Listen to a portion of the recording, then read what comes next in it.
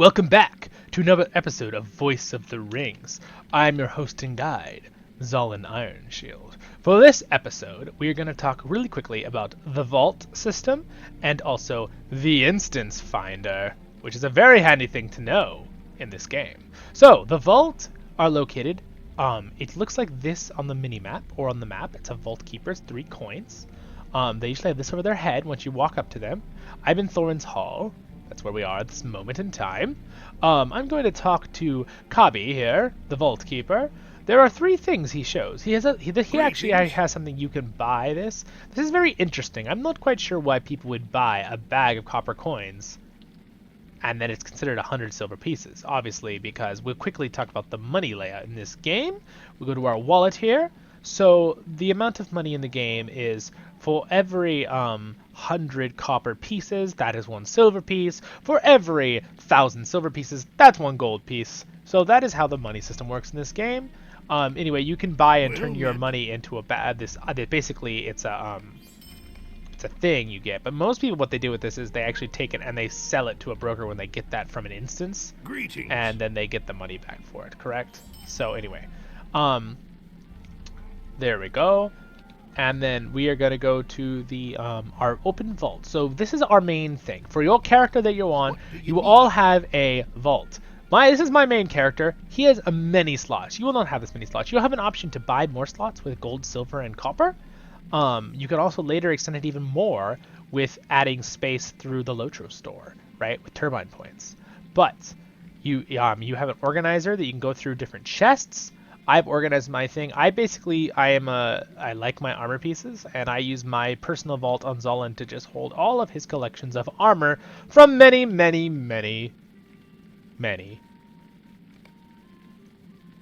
years of playing this game. Alright, we're going to stop right there with that. So anyway, that is the vault. You can drop anything in the vault that is not bound to your character, right? Or actually, I believe you can you drop things that are bound to account into the vault? You can do that. Okay, so things that are bound to your account, which would be account wide, all the characters on that particular account, or server at least, and then also because it's shared between the server too, so you wouldn't be able to see your vault on another server, I don't believe. So I don't think that's how the system works. But you can share it with your other characters, and then you can also, so you can put that stuff in. So then we're looking at 2 other things that are in the Vault Keeper. We have the wardrobe system. This is a system where basically, if you really like things, I put my cloaks in here. So a lot of these are cosmetic. When they have this background that looks like these little white lines like this, and it's whitish, they're a cosmetic. They don't give you bonuses. They're purely for cosmetic. And then you also have the cosmetic purple thing, right? So there we go. That is that. And then basically, when you put stuff in here, you can then delete the item permanently. So these are items I can actually take off and put on my character to use right now, correct? That are in the vault. These I can only click and say, I think I can drag them into my actual character slot, right? Character slots. There's also, in character slots, I want to do one more thing with the cosmetic outfit system that I did not mention in the character profile video. This is good to know though, since we're doing this.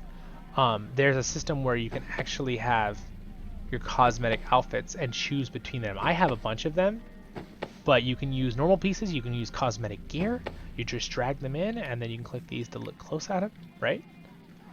You can even do cosmetic weaponry to make your weapon look cooler, depending on, you do have to have the right weapon though. So like if you have a cosmetic bow and you have a sword, it's not going to change the look of your sword or something. Or if you have a sword and you're using an axe cosmetic, it won't change, etc. It has to be the same weaponry. So that is the shared wardrobe system. And then there's also the last thing, that the wardrobe system, this is shared across the account, so everyone can wear those clothes on your server and account. And then there's the shared storage. Now, shared storage is cool because you can drop things in here from anyone on the server and on this account. So like our other character, like this is my main character Zolan, but on our main character for our channel, Voice of the Rings character, who's a minstrel, he could drop something in here, Zolan can come take it out. Now, the only thing about this is you can only drop things that are not bound. I think bound to account might work. Yes, bound to account works because it does work across your account. But if it says bound to your character's name, for example, So these are bound to account. So I can actually, I drop all my, these are XP stones for legendary weapons, which we'll do another episode on legendary weapons. But those you drop into there, correct? For I can drop those in, and everyone on my account can pull those out and use those XP weapons. But there are certain things that are bound to your character. For example, this past, present, and future tome, it says bound to Zolin right there, right under the name, correct? So if I take this and try to drop this in the shared storage, it's going to say unique item cannot be stored in shared bank. It would also not be able to be put in the wardrobe, right? Because that's only for clothing more. But I could take that and I could drop that in my personal storage in the vault. So that is how the vault system works, you guys. It's pretty self-explanatory, but I thought I'd do a quick video on it because, you know, it'll help you guys out. And then the other thing I wanted to talk over real quick is the so we talked about cosmetics, right? So how the cosmetic system works. You need to drop things in. This is really nice. There's your actual equipment you're wearing.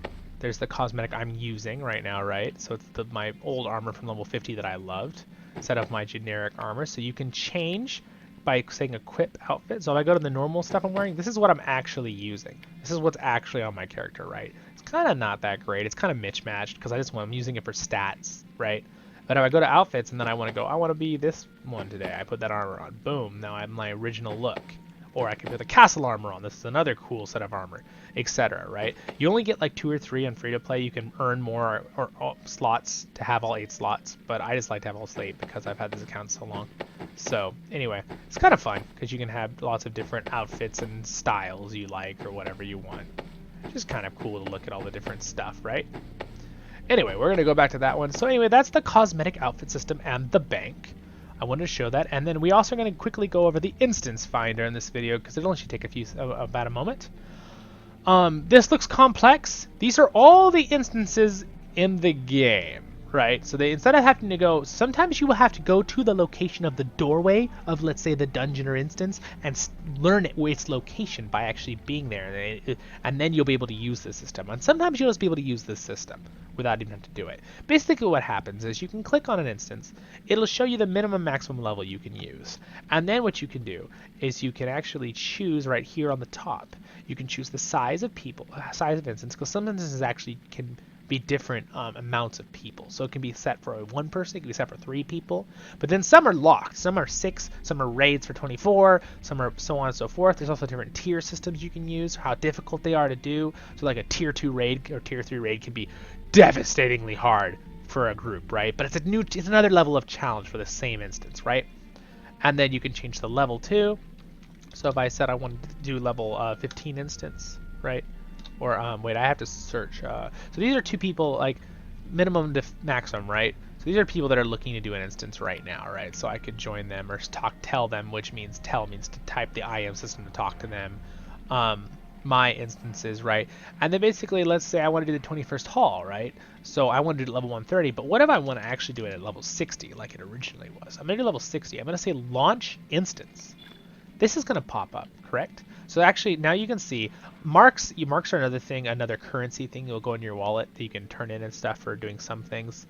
It's solo. I have it on solo size, right? So it's for solo. I didn't do it for 6-man. And difficulty is tier 1, and it's level 60. So I'm only getting 1% marks. Now let's see I cancel this. What if I make it for my actual level? Yeah, no, not 600. All right. Now I'm getting 100% marks. And if you notice when you go, I think it's below 10 levels, that's when you start not getting as many marks. Yeah, so there's a certain spot. Let's try level 125 that see, now I get 60% marks. So there's like a 10 level thing where you'll get a little reduction if you're doing it lower level, but it still will be good. And also the loot that drops will depend on the level as well, correct? So then basically you'd hit enter the instance. And in this case, it would join me to the 21st hall instance. This is actually a location, but this is a battle, right? And this is actually, I believe, also a skirmish game mode. See these flags? It's not a normal instance. It's one of the, it has like objectives and all these other things in it, and it's pretty long. It's like, they're like 30, 40 minutes usually. But that's what this is. And then if you want to leave an instance to everyone, this is another good thing to know. See, there's also a little skirmish soldier you can summon. Everyone gets a skirmish soldier.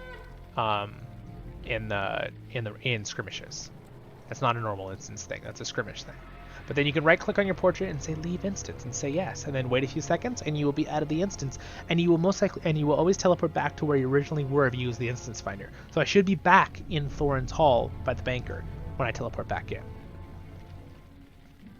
And I was right, man, I'm so smart. No, I'm just kidding. This is an obvious, this is a normal thing. So anyway, that is how it works, and it also showed that you can go back to your little alerts down here and find it again if you didn't mean to leave and rejoin the instance with everyone. But then you can also travel later, so it just goes away and then click this and reopen it, or you can cancel the instance, right? Which I think it still stays up for a while before, and then it'll go away. It's timed. There's a little timer at the bottom that shows you that. So anyway, that is it for this video today, guys. So we went over the bank system, the vault system, the cosmetic, and the instance finder, correct? So that is how you do it, and you'll find other people here you can search. So I'm doing that max level, so what if I want to go down and say that I want people that are level 55, right? Show all. Boom. So and you can also say show all, and it just shows everyone that's trying to find an instance right now, and people are joining groups. So that's really handy dandy. It shows the regions, right, and what area, and like spring, summer. Oh, these are seasonal instances, so you can only do these during those seasons and those events. Yep, and there you are. You have a good day, and thank you again, guys, for joining for another episode of Voice of the Rings, the technical things of this, and guide LOTRO. Have a good one.